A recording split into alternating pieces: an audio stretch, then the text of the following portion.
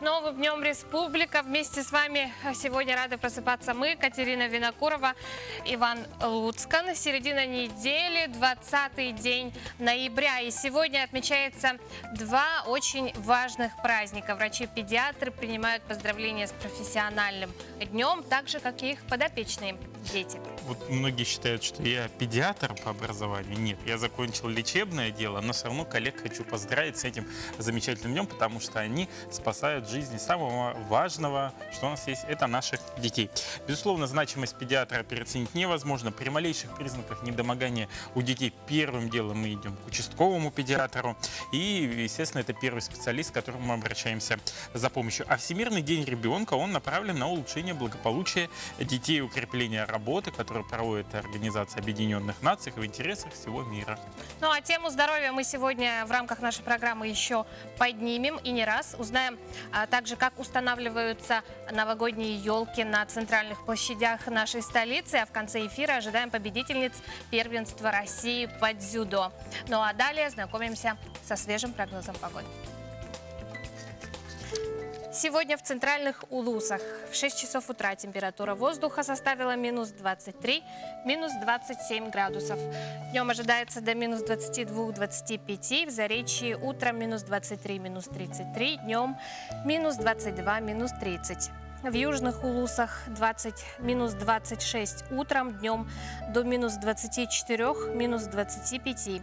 В Вилюйских Улусах утром минус 27, минус 38, днем минус 27, минус 28 градусов. В Нижнеленских Улусах минус 30, минус 38 утром, днем минус 31, минус 35. В Западных Улусах минус 24, минус 37 утром, днем минус 22, минус 30 градусов. В Колымендигирских Улусах минус 11, минус 22 утром, днем минус 7, минус 20. В Янских Улусах минус 18, минус 26 утром, днем минус 18, минус 23 градуса. В Северо-западных Улусах минус 26, минус 43 утром, днем минус 24, минус 38 градусов. В 6 часов утра температура воздуха в городе Якутске составила минус 24 градуса. Атмосферное давление 755 миллиметров ртутного столба. Ветер юго-западный 2,7 метров в секунду. Днем в городе Якутске ожидается минус 24, минус 26 градусов.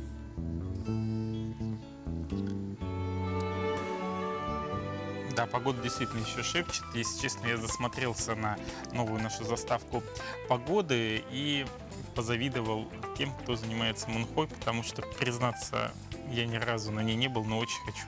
Один раз поехал, и у нас машина сломалась. Надо попробовать, я думаю. Я бы тоже, кстати, с радостью бы съездила. Ни разу тоже не была. Как мы уже сказали, сегодня отмечается Всемирный день ребенка. Они самые важные люди, с появлением которых жизнь меняется на все 180 градусов. Кроме приятных хлопот, связанных с родительством в первые же дни, надо оформить целый перечень документов нового гражданина. Давайте внимание на экран. Свидетельство о рождении. Это, наверное, самый важный документ, который нужен любому гражданину России. Первым делом нужно зарегистрировать этот факт. Это вы можете сделать тремя способами, обратившись в управление ЗАГСа через центр «Мои документы» или портал госуслуги. При обращении в городской ЗАГС при себе необходимо иметь паспорта родителей, свидетельство о браке, если есть, и выписку из роддома. Там специально дается справка. Свидетельство о рождении выдается сразу, и его может оформить один из родителей. Также можно все оформить по доверенности одним из родственников или тому, кому вы доверяете. Далее нужна прописка. Ребенок должен быть прописан с одним из родителей. Необходимые документы — это свидетельство о рождении, которое вы уже получили в ЗАГСе, паспорт одного из родителей, правоостанавливающий документ на объект, где прописан родитель, предоставивший паспорт. Прописку по адресу жительства ребенка можно оформить через портал госуслуги, центр «Мои документы» или в паспортном столе.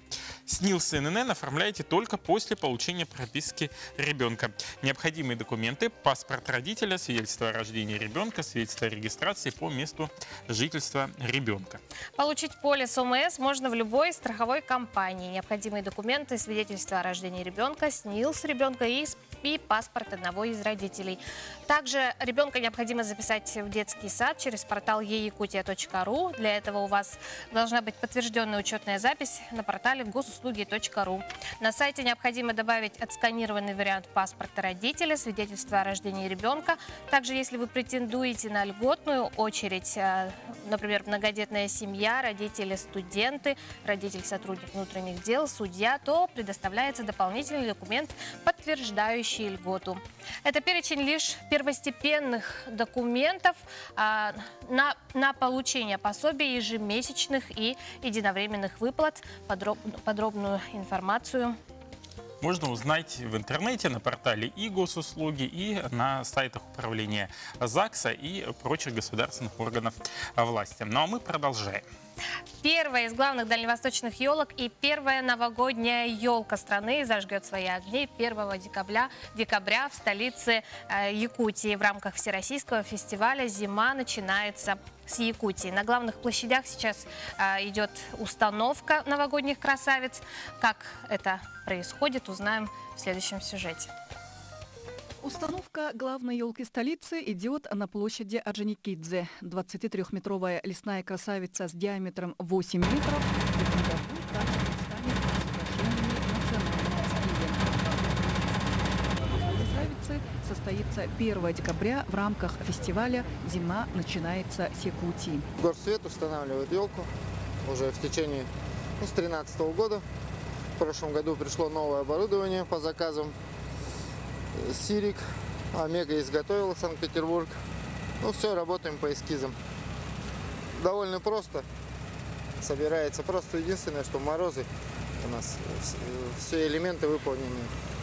Всероссийский фестиваль «Зима начинается с Якутии» проводится в Якутске с 2011 года. Он стал брендом вечной мерзлоты, якутского холода и северного гостеприимства.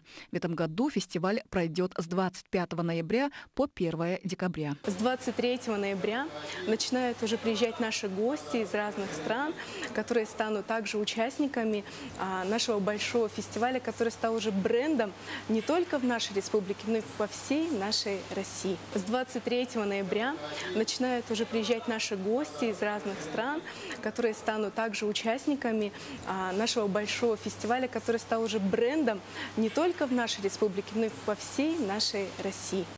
В рамках фестиваля будет организовано множество конкурсов и представлений. В этом году еще на площади Орджоникидзе мы установим эко-павильоны, где будет продажа и выставка новогодних аксессуаров. Также она будет работать как фотозона, будут украшены гирляндами, елочками, все в новогоднем стиле, красочно. Всех горожан и гостей столицы приглашаем на площадь Орджоникидзе. В этом году организаторы фестиваля объявили конкурс на создание официальной песни мероприятия. Песня будет сопровождать все мероприятия фестиваля и должна отражать особенности суровой зимы Якутии, которой она славится.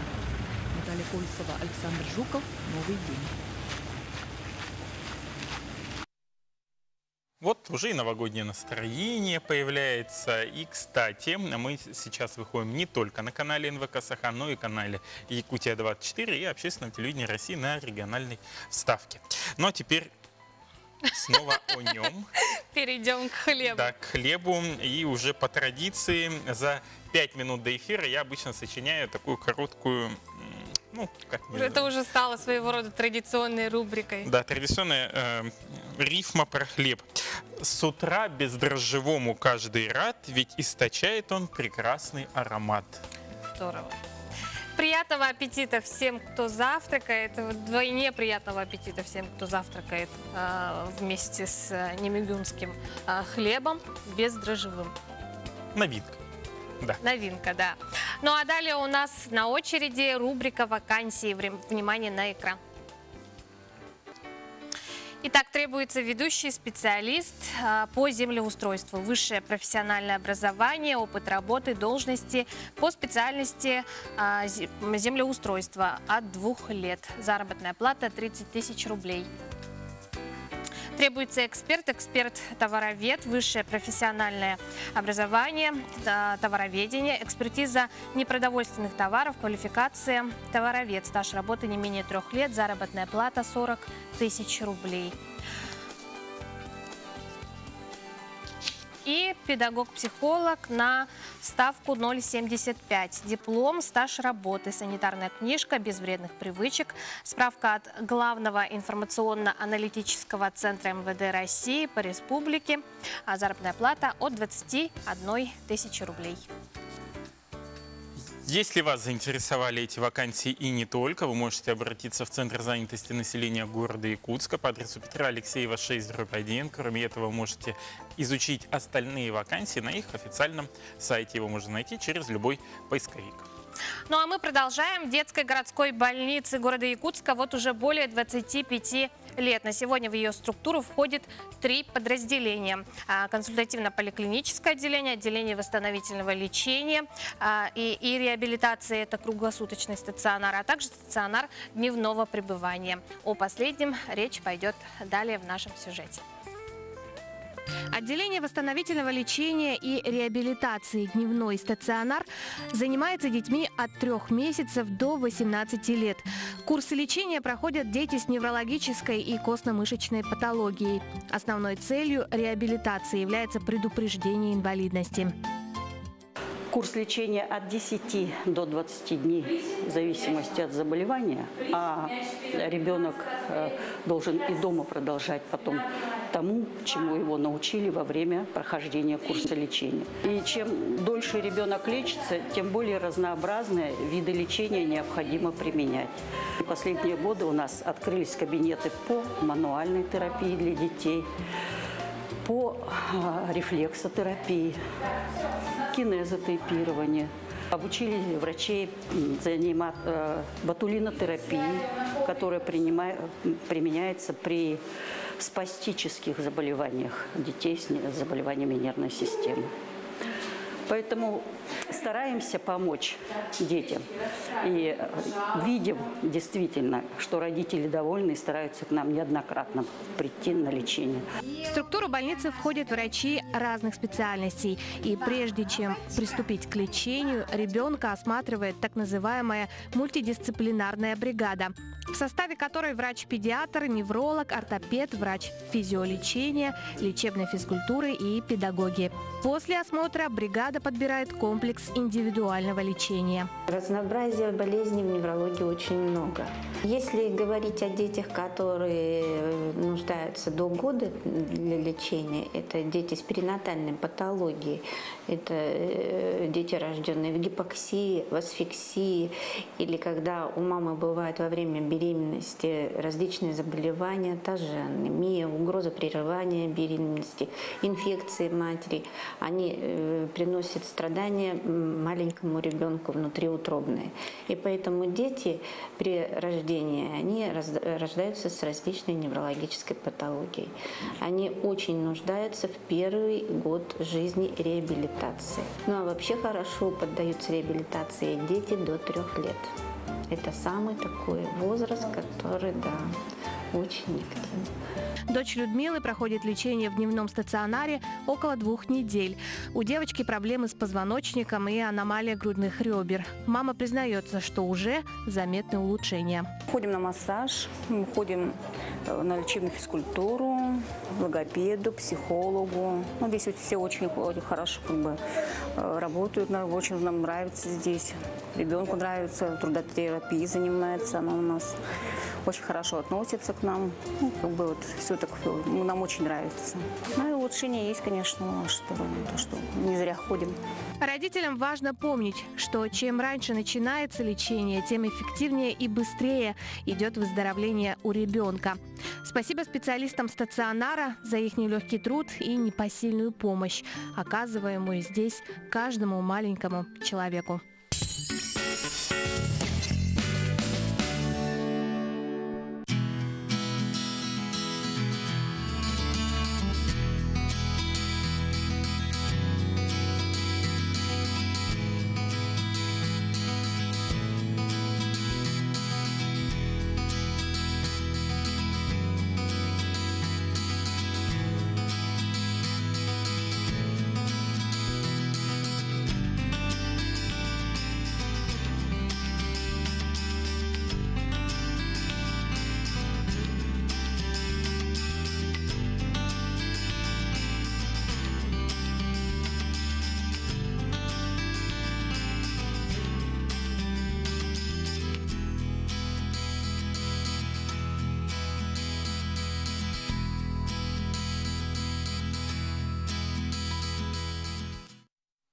Да, вот был буквально предыдущий сюжет о работе детской городской больницы. Могу сказать, что я не раз сталкивался с работой специалистов, которые непосредственно там трудятся. И надо отдать должное, это действительно люди с золотым сердцем, золотыми руками. Они искренне хотят помочь вашему ребенку. Поэтому огромное спасибо специалистам детской городской больницы за ваш труд и искреннюю поддержку тех детей, которые к вам попадают. Ну и с праздником Днем педиатра, потому что большинство из них там работают именно педиатры. Да, с профессиональным праздником. Ну а мы хотим вам напомнить про наш WhatsApp номер. Он все еще работает. Мы ждем ваши сообщения на номер 8 914 279 2262. Спрашивайте, задавайте интересующие вас вопросы. Если хотите, можете поздравить своих родных, близких посредством WhatsApp номера на всю республику. Но также это сейчас, да. Ты хотела про магнитики сказать? Я хотела про магнитики сказать. Можно я скажу? Да, давай, а я продолжу. Да, 31 декабря на наших телеканалах национальной вещательной компании «Саха» вас ждет традиционный праздничный эфир, на котором мы вам подарим отличное настроение и приятные подарки. Приобретая вот такой магнит «Харысхал» с пожеланиями счастья, благополучия, здоровья в подарок на Новый год для своих родных и близких, вы становитесь участником розыгрыша призов под названием «Новогодний подарок» и получаете шанс выиграть ценные призы. Приобрести магниты вы можете уже сейчас. По 31 декабря они будут продаваться по адресу НВК «Саха», улица Орджоникидзе, 48, на 1-м этаже. Помню, на них был такой большой ажиотаж, когда мы проводили весну на НВК. Такие же магнитики похожие продавались, что их раскупили буквально за Да, очень быстро дни. раскупили, поэтому, я думаю, нужно поторопиться. Ну а участие в следующей акции абсолютно бесплатно. Это возможность увековечить в памяти тех, кто ковал победу в далеком 45-м. Мы проводим акцию под названием «Письма с фронта», посвященную победу в Великой Отечественной войне. 75 лет, которые мы будем отвечать на следующий год. Если у вас сохранились письма с фронта от дедушек, бабушек, прадедушек, прабабушек, вы можете обращаться в нашу утреннюю редакцию. Орджоникидзе, 48, кабинет 201. Или, если нет возможности обратиться лично, отправить по электронной почте на utro.nvk@mail.ru. Вот эти материалы, и в следующем году мы сделаем большой архив, и он будет представлен общественности. Ну а прямо сейчас мы отправляемся в Алекминск. Обычное занятие в одной из групп детского сада, но именно они наглядно показывают, как важно сохранить равновесие между общением с гаджетами и живым общением с ребенком. Читать ему сказки, рассказы, разговаривая о мотивах, поступках героев. И современные технологии, и чтение обуславливают развитие мыслительных способностей, логику, но живое общение незаменимо. Тему продолжат наши коллеги. Ребенок. Его поведение и мотивация – отражение его семьи и взрослых. Что вложишь в малыша сейчас, то и даст свои крепкие ростки на дальнейшее. В детском садике «Березка» к современным технологиям относятся с уважением. Уже в младших группах ребятишки получают первые знания, а старшие с огромным удовольствием постигают самые азы программирования. Уже со второй младшей группы у нас уже вводится в нашем детском саду STEM-образование. Это называется технология STEM-образования. Она сейчас очень широко используется не только среди школьников, но и среди дошкольников. И она помогает развивать логическое мышление, обобщение, синтез, анализ. Все это развивается у ребенка. Опять же, первым занятием было чтение сказки, как раньше. И надо отметить, что и там внимание детей было большим. Не просто внимание, но и анализ прочитанного. Разговаривая с ребятишками после занятий, убедились, оба им интересны. Что ты узнаешь из них? Что нужно быть добровольным, что нужно быть хорошим, нельзя быть злым. Вот сейчас была сказка про коня и про маленького, ну не маленького, конечно, а большого, который а мальчик кинул хлеб в коня. Какое занятие тебе понравилось больше? Ну, мне понравилось оба. Потому что оба занятия интересные и полезные. Тебе какое занятие понравилось больше? Все. Именно чтение. Умение слушать и принимать бесценное свойство. И хорошо, если поддерживается оно не только в садике, но и дома. Не секрет, что часто ребенок большее время проводит именно с гаджетами. Там игры, любые мультики, и именно так постепенно теряются самые добрые навыки общения. Ведь телефон или планшет не могут объяснить ему, что лежит в сути сказки, где грань между добром и плохим поступком. Больше бы посоветовала развивать не только логическое мышление, но и речь. Потому что вот со всеми этими планшетами, телефонами, гаджетами ребенок очень хорошо ориентируется, но речь зато страдает. Больше разговаривать, больше играть со словом. Разные игры, да?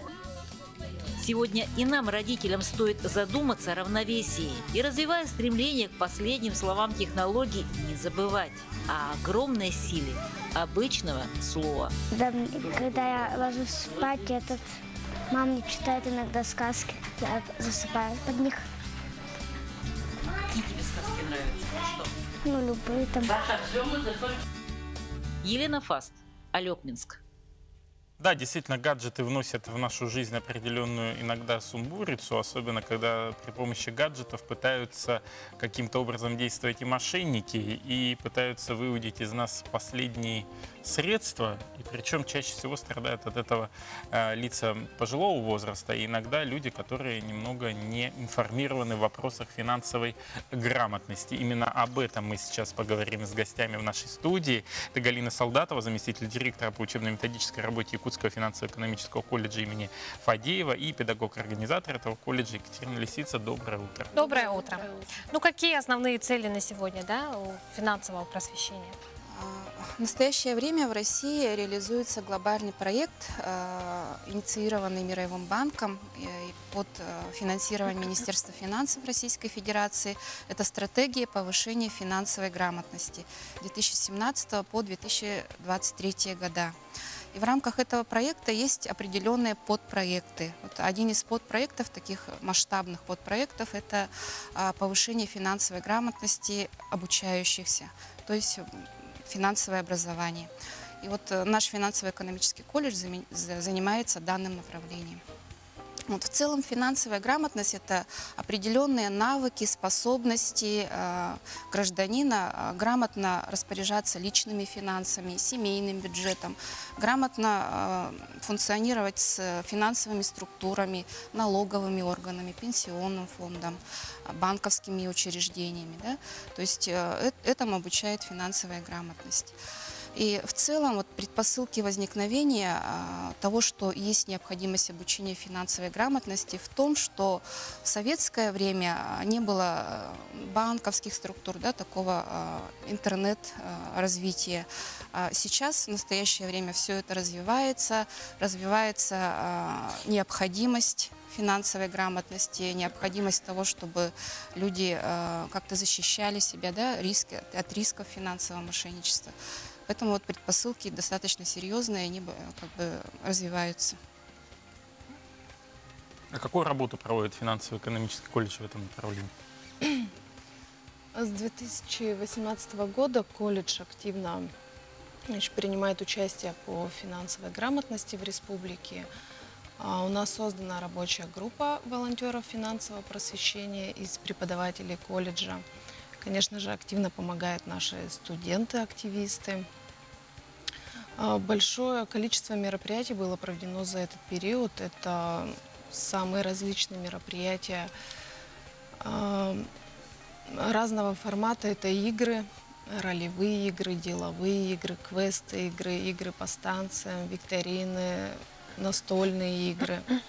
Это, конечно же, семинары, лекции, финансовые консультации для населения. Также у нас есть в Инстаграме в нашем аккаунте есть проект «Зачет», где мы публикуем интересные задания, вопросы для населения, и любой может принять участие. За последний год самые яркие мероприятия, которые прошли у нас, это первый в республике финансовый фестиваль «Финфест», который мы провели в апреле этого года. У нас было создано более 10 игровых станций для ребят. Также можно было получить бесплатные тоже финансовые консультации по предпринимательству. Были мастерские, где можно было изготовить изделия из бумаги, сувениры из кожи, изделия из керамики. Фестиваль посетили более 200 школьников. Прошел очень хорошо, ярко и масштабно. Также этой осенью мы провели дистанционную олимпиаду, республиканскую олимпиаду по финансовой грамотности, в которой приняли участие около 1500 человек. Это школьники и студенты среднеобразовательных учреждений. А какие вы видите вообще вот сейчас проблемы финансового характера, с которыми сталкиваются люди? Проблемы финансового характера – это, конечно, основные проблемы – это закредитованность населения. То есть очень много населения имеют кредиты. Это ипотечные кредиты, потребительские кредиты, да, и это действительно такая глобальная проблема. И вторую проблему можно выделить – это риски, связанные с финансовым мошенничеством.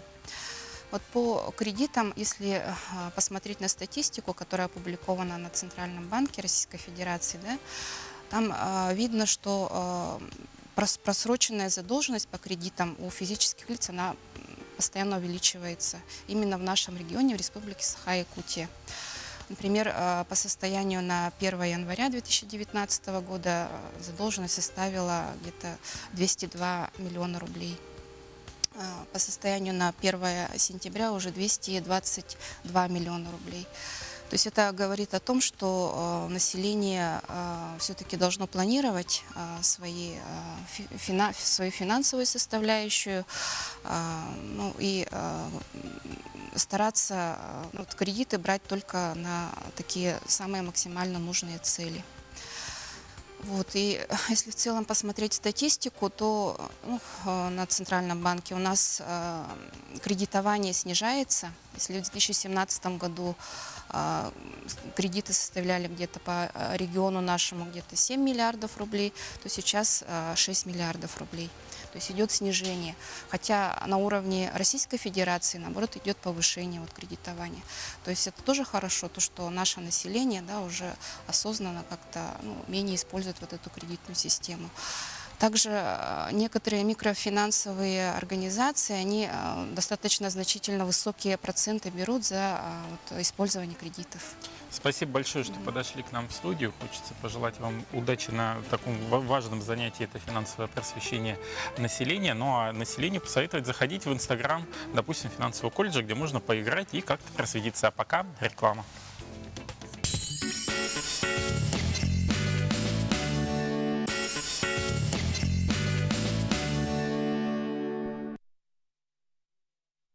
Утро мы продолжаем наш эфир, радовать вас последними событиями и новостями. Хочется напомнить, что мы сейчас выходим не только на канале НВК Саха, но и на канале Якутия-24 и общественного телевидения России на региональной ставке для цифрового вещания.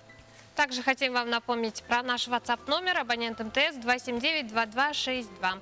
Отправляйте свои сообщения, задавайте вопросы, будем ждать. Ну а далее слово передаем нашим коллегам из информационной службы, после чего обязательно продолжим наш эфир. Оставайтесь с нами.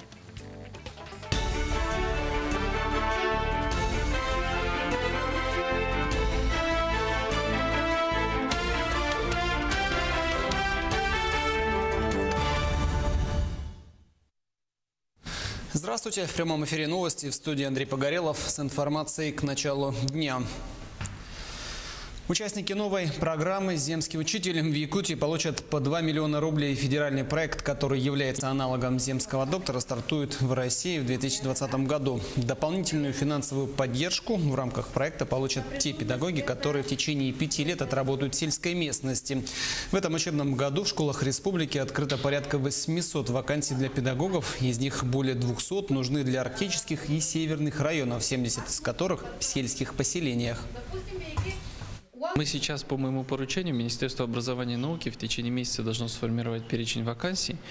В том числе, конечно, мы приоритет будем делать как раз на труднодоступные арктические районы. И уже под эти вакансии будут подбираться желающие, которые получат соответствующие выплаты для мотивации для работы. Единственное, чтобы получить эти деньги, нужно будет взять на себя обязательство 5 лет проработать в сельской местности по той вакансии, которая будет Министерством образования и науки объявлена. 2 миллиона рублей – серьезные средства. Уверен, что они сделают еще более привлекательной профессию учителя и позволят как раз вот в таких труднодоступных населенных пунктах привлечь самых сильных наших инициативных учителей. Все регионы к концу года должны предоставить услугу записи на диспансеризацию через личный кабинет пациента «Мое здоровье». Об этом говорится в документе Минздрава России. Пока эту услугу предоставляют только в 48 субъектах страны. Хотя по информации ведомства все 85 регионов уже завершили интеграцию с федеральной электронной регистратурой. Кроме того, по данным портала госуслуг, за 9 месяцев текущего года доступом к личному кабинету воспользовались около 8 миллионов человек. Это составляет 124% от планового показателя 6,4 миллиона на этот год. Перебои в вещании телеканалов национальной вещательной компании «Саха» через сети ТТК устранены. Неполадки были связаны с выходом из строя оборудования региональной головной станции кабельного телевидения в Якутске. На сегодняшний день авария устранена, заявили в ТТК. По словам технического директора компании, также по отдельным адресам в столице региона было замечено занижение уровня сигнала на домовых оптических приемниках. Проблема частично решена, но до конца недели планируется устранение перебоев по оставшимся адресам. Долгожданное новоселье отпраздновала редакция газеты «Энсели» в Намском районе. Первое издание вышло в 1935 году. И с тех пор главный источник информации для жителей района. На официальном мероприятии принял участие и министр инноваций и цифрового развития Якутии Анатолий Семенов. Он высказал свое пожелание, чтобы в этом просторном здании расположились все информационные издания. Также министр ознакомился с ходом работы местного IT-центра. Здесь в планах размещения не только газеты, здесь в планах размещения филиала НВК «Саха», местной радиостанции. Это будет некий такой медиакластер, да, который будет быть источником новостей, информации всего Намского района, который будет транслироваться на всю республику, на всю страну и на весь мир. Поэтому я всех поздравляю. Хочу выразить благодарность всем, кто участвовал в реализации этого проекта. Бойцы из Якутии выиграли 3 медали чемпионата мира по миксфайту. 2 якутянина Мечил Осипов в весе до 65 килограммов и Борис Игнатьев до 71 килограмма стали победителями мирового первенства. Михаил Трофимов в весовой категории до 60 килограммов стал обладателем бронзовой медали. Накануне в столице региона прошла пресс-конференция по итогам соревнований, где тренер сборной озвучил планы команды на следующий год. На сегодняшний день чемпионы подписали контракты с Федерацией миксфайта. Ближайшие бои ожидаются в феврале и марте 2020-го. Основная подготовка к ним начнется не раньше, чем через 2 месяца. Наш земляк Григорий Попов проложил дорогу, и поэтому у нас в планах ставим самую высокую планку, чтобы потом в дальнейшем достичь все-таки вершины единоборства. Хотелось бы выехать туда, в регион западный, в Москву или на Кавказ.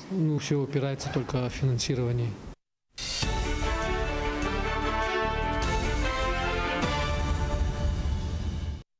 Доброе утро, мы продолжаем наш эфир. Новый день на канале НВК Саха, Якутия-24 и общественном телевидении России. Делимся последними новостями и можете отправлять ваши новости на наш студийный WhatsApp номер 8914 279 22 62. Звонить не надо на него, только WhatsApp сообщение.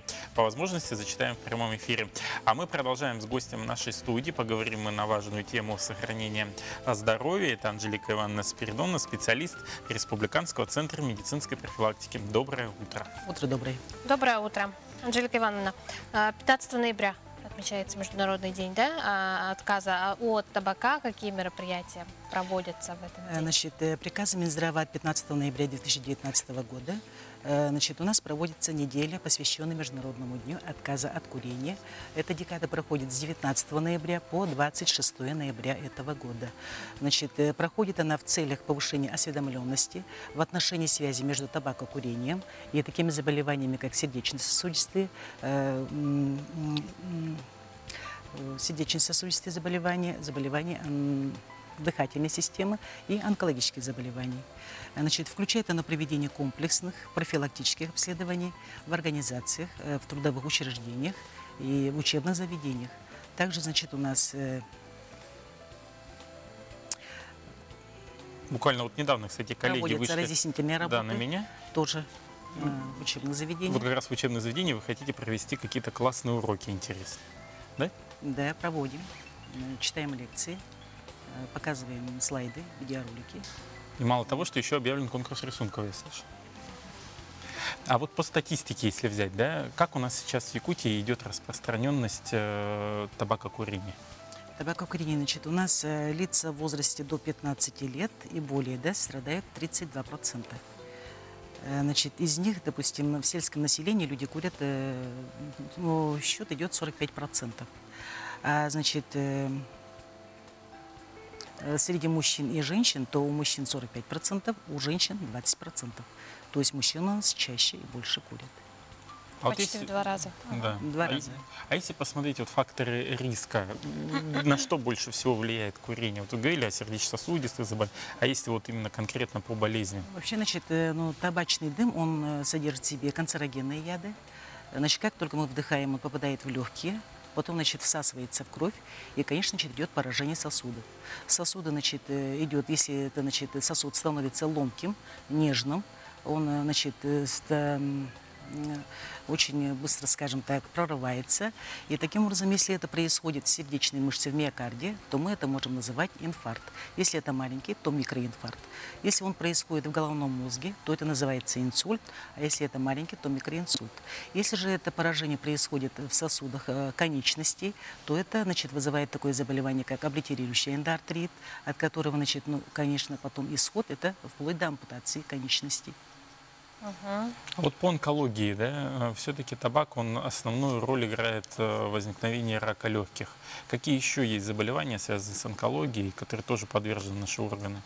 Значит, подвержены наши органы, значит, женское заболевание, образование малого таза, я так понимаю. Малого таза, яичников, рак шейки матки. Вот. Вы как врач-офтальмолог по специальности, что бы могли бы сказать по поводу влияния табакокурения, в первую очередь, на зрение человека? Значит, табакокурение вообще является одним из факторов снижения зрения, развития таких заболеваний, как глаукома, катаракта, макулярной дегенерации и поражение сосудов сетчатки. Макулодистрофия, можно говорить о нем более с акцентом, потому что это заболевание у нас является одной из первых причин слепоты, допустим, в Европе. Одна из первых причин слепоты. Тут идет нарушение, само собой, сосудистой стенки. Вот. А вот как можно заподозрить у человека, что вот что-то не то? Может быть, вот какие-то там точки появляются перед глазами? Или как часто необходимо посещать офтальмолога, чтобы выявить какие-то предрасположенности? Посещать врача-офтальмолога надо раз в году. Значит, первые признаки это могут быть мушки перед глазами, снижение зрения, затуманивание, появление каких-то радужных кругов, ореол вокруг источника света. Вот. Неприятные ощущения в области глаза, орбиты. Потом это может быть стойкое появление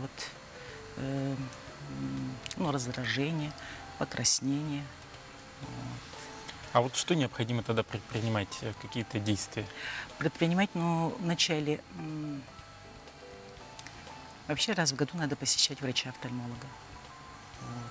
Не а только также офтальмолога, не только офтальмолога, всех конечно, специалистов. всех врачей, специалистов раз в году желательно обязательно.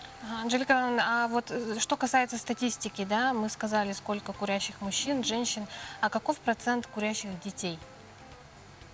Курящих детей. Растет ли этот процент? Этот процент у нас немножко растет, составляет 38%. 38% детей курят? Да. Это до 18, получается? Это до 18 лет. Ничего себе, вот эта цифра. Мне кажется, родителям надо немного задуматься о том, чем занимаются ваши дети в свободное время, или, возможно, сами родители пропагандируют сей образ жизни.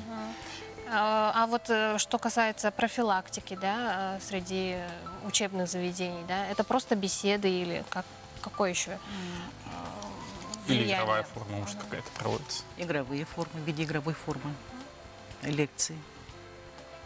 Вот возвращаясь еще раз к непосредственно в вашей работе, да, офтальмолога и вообще в целом, Центр медпрофилактики основную роль какую сейчас выполняет? Выезды и какую профилактику? Да, она включает у нас выезды.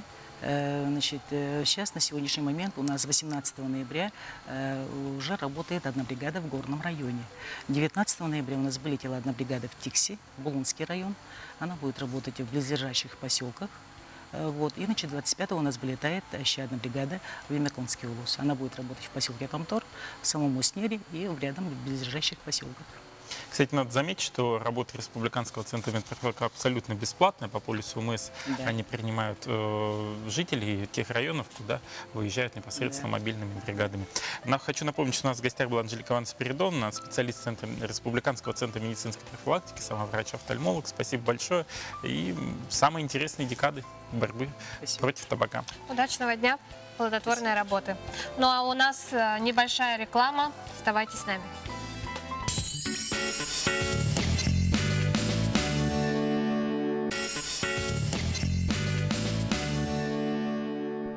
Доброе утро. Мы продолжаем наш эфир. 20 ноября, среда.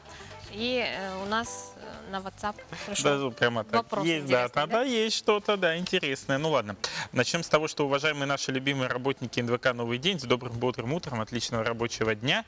Спасибо. Да? И следующий вопрос от этого же нашего зрителя и одновременно подписчика. Наверное, вопрос больше потому, что у меня медобразование, и надо немножечко рассказать о медицине. Почему у нас больных оперированных не положат в Национальный центр медицины РБ-1 в кардиологию, отправляют в городскую больницу Стадухина 81. Мы не местные, мы приезжие с района.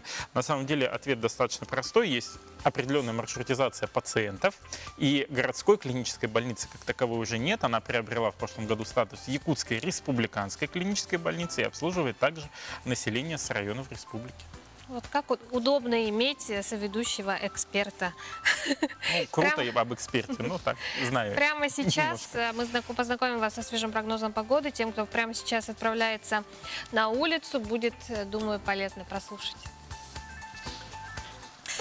Сегодня в центральных улусах в 6 часов утра температура воздуха составила минус 23, минус 27 градусов. Днем ожидается до минус 22-25. В Заречье утро минус 23, минус 33, днем минус 22, минус 30 градусов. В южных улусах 26 утром, днем минус 24, минус 25.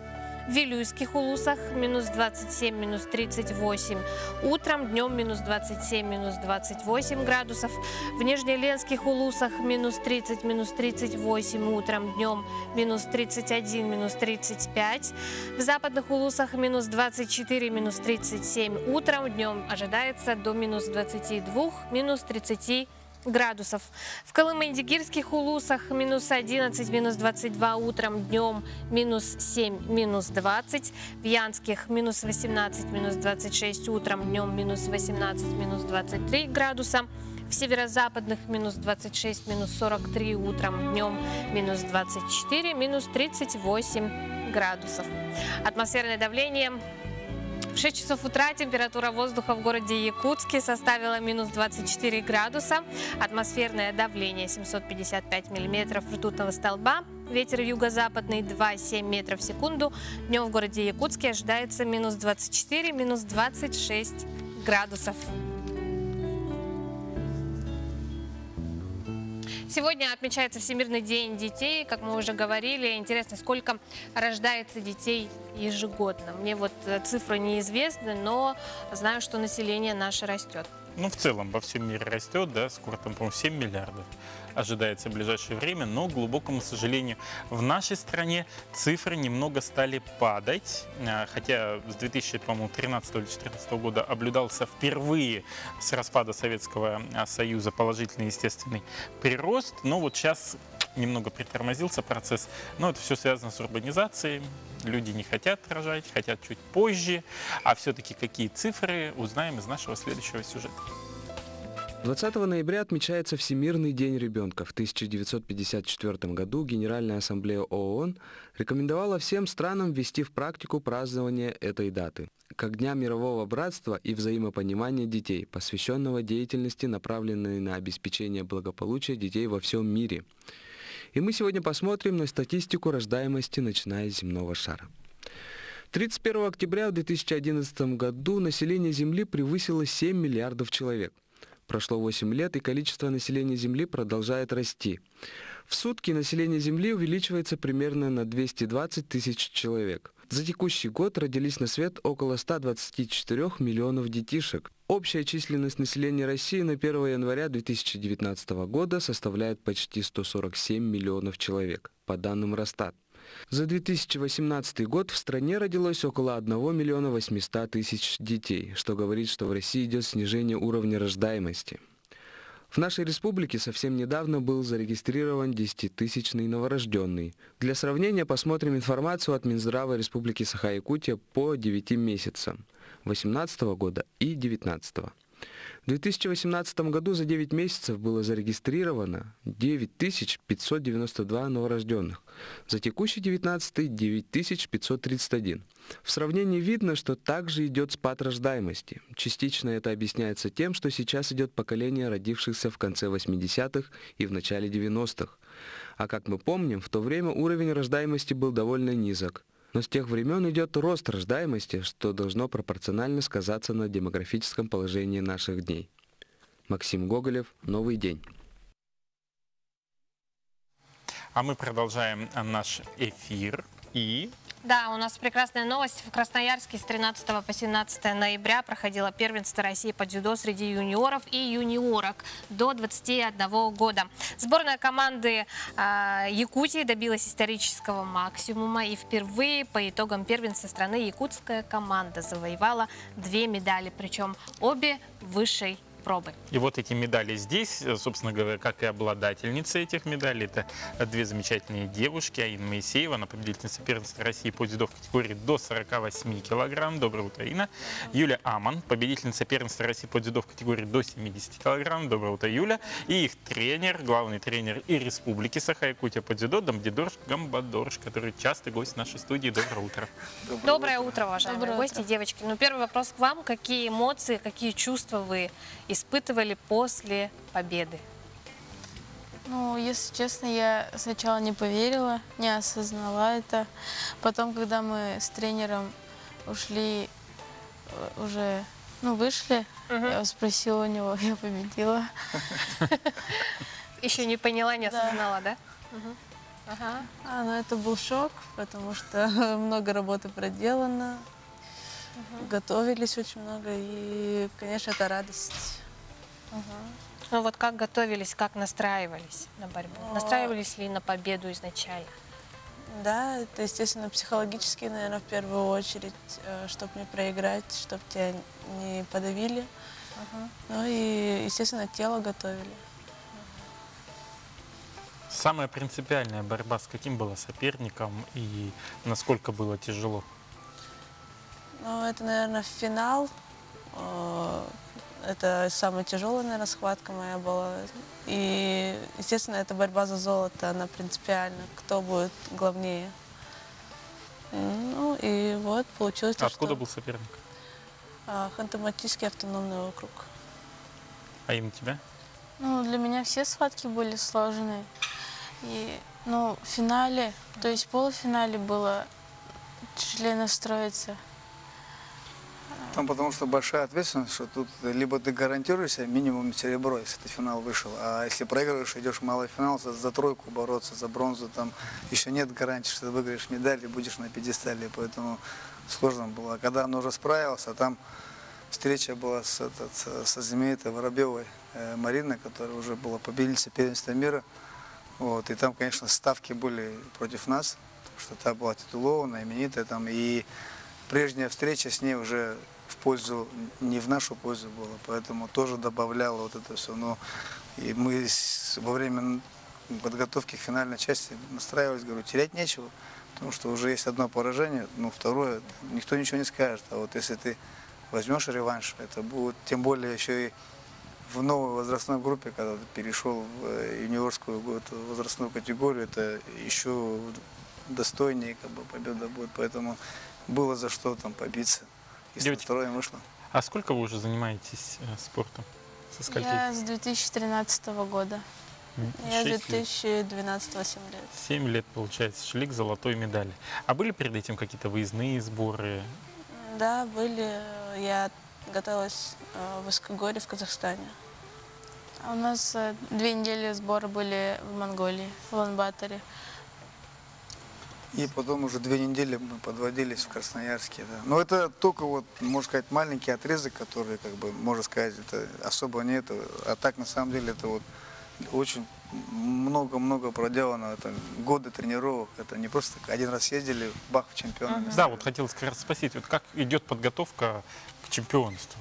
Это многолетняя, очень трудоемкая работа. Это, девчонки тоже, я им, как сказать, ну, можно сказать, выражаю большую благодарность за их терпение, потому что это вдали от дома постоянно разъезды, выезды, там, вокзалы, аэропорты и так далее. Там, плюс изнурительные тренировки, где нужно очень много пережить. И я думаю, что вот в этот раз у них, что у Юли, что у Аины были такие эмоции после победы, потому что, допустим, в прошлом году Юлия вообще в круг отборолась по этому возрасту, по юниорскому. У Аины, получается, вообще первый раз, как бы, она только перешла в юниоры.